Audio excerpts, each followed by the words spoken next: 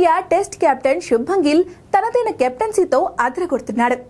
నిర్ణయాల నుంచి ఆటగాళ్లను ఎంకరేజ్ చేయడం వరకు ఈ కొత్త సారథి మంచి మార్కులే కొట్టేస్తున్నాడు.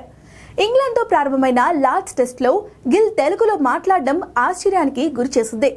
తెలుగు కుర్రాడు నితీష్ రెడ్డి బౌలింగ్ చేస్తున్నప్పుడు బాగుందిరా మామ అంటూ తెలుగులో మాట్లాడి ఎంకరేజ్ చేయడం విశేషం.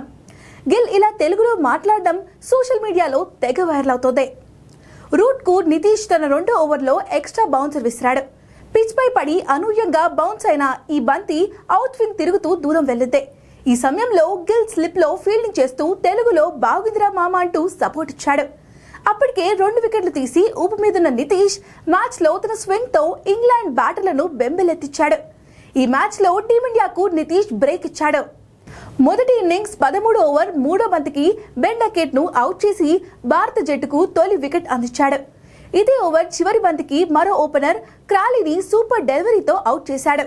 ఇలా ఇంగ్లాండ్ ఒకే ఓవర్లో 2 వికెట్లు తీసిన నితీష్ ఆ తర్వాత కూడా అదే జోరును కొనసాగించాడు. కట్టుదిట్టంగా బౌలింగ్ చేస్తూ ఇంగ్లాండ్ బ్యాటర్లను ఒక్కో పరుగు కోసం వేచి చూసేలా చేశాడు.